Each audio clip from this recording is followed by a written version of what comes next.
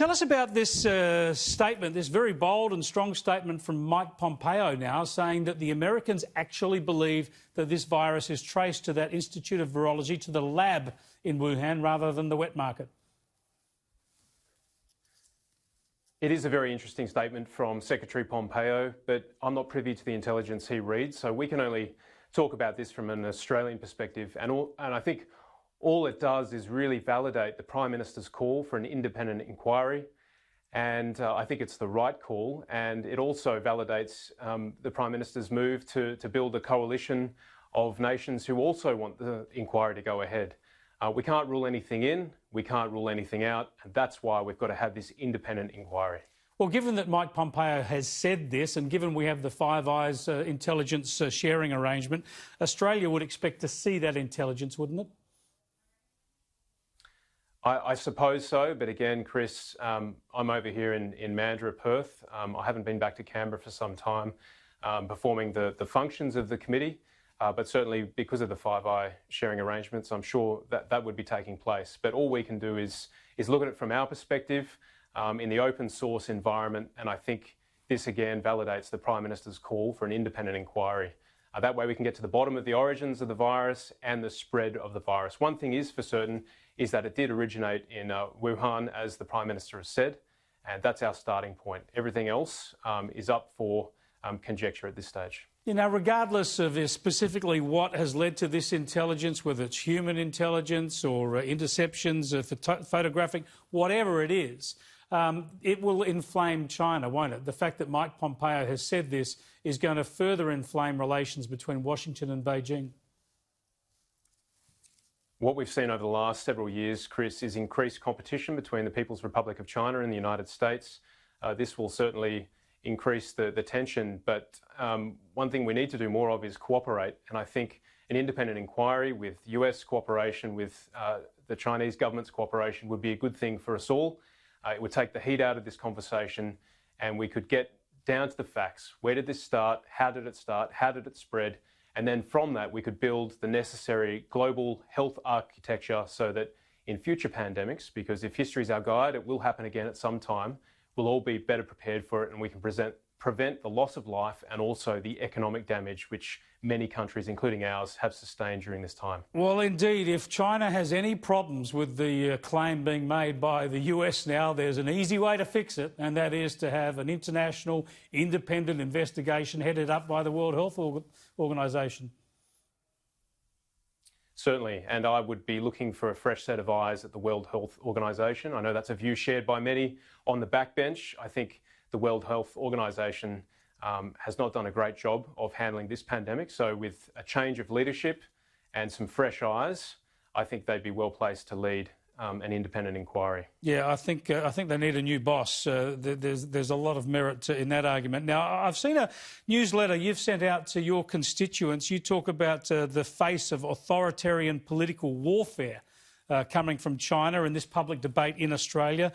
You talk about how China expects us to toe the line, and you say that we're on the road to serfdom in a new world order if we do kowtow to China in this way. These are strong words. What is it about the authoritarian political warfare we are experiencing in this country from China?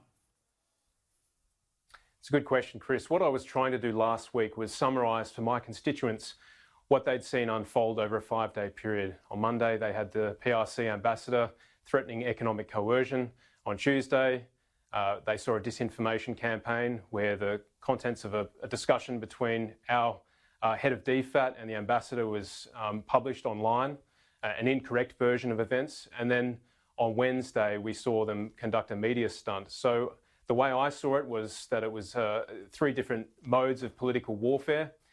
And I was making the point to my constituents that in a world like the world that we're in right now, we need to maintain our sovereignty, and that involves having transparency in the public square. That's why a free press is very important.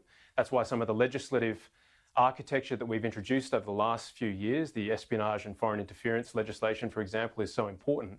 And we also need to be resilient. We can't just get pushed around when someone threatens to break the economic relationship or at least punish certain sectors of our economy like the beef and wine industry. Now, there's that was what I was doing. I was trying to... Sorry, as all this played out, there are a couple of billionaires in your state who played a prominent role, essentially asking Australia to go easy on these calls for an investigation. Twiggy Forrest, of course, primarily, but also backed up by Kerry Stokes in his own newspaper, The West Australian.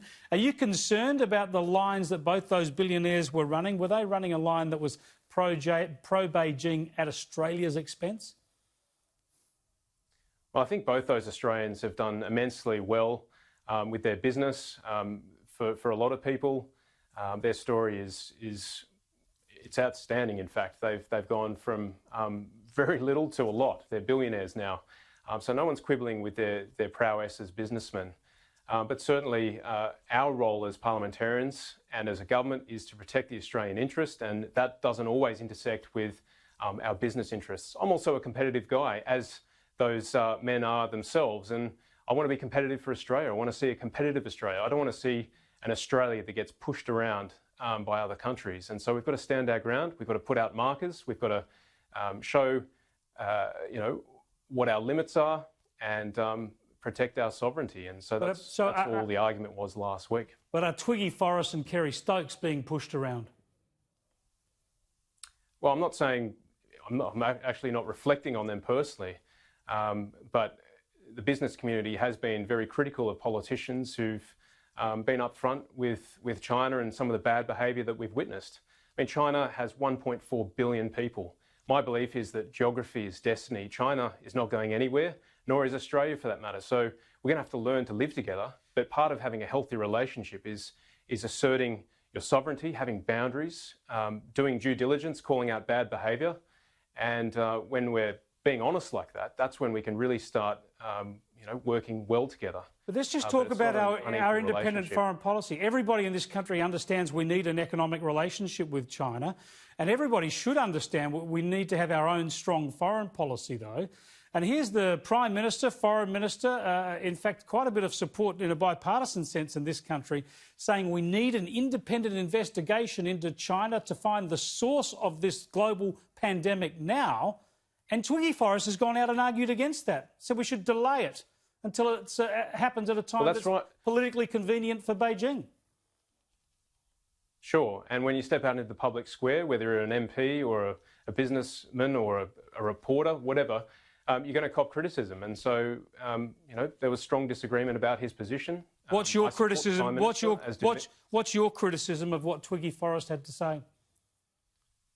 Well, my criticism is that we know it's a well-established fact that this pandemic started in China, and so we should be asking the Chinese government to cooperate with us on an independent inquiry, which is all that we've done. And pushing it off into the never-never or waiting until after the presidential election won't help or solve anything. We should do it now. And that's the essence of the disagreement. And so when the Prime Minister and the Foreign Minister and others have come out very strongly and asserted that position, I think it's beholden on all Australians, particularly in a week as fraught as last week was, to back in the government of the day. Thanks so much for joining us, Andrew. I appreciate it.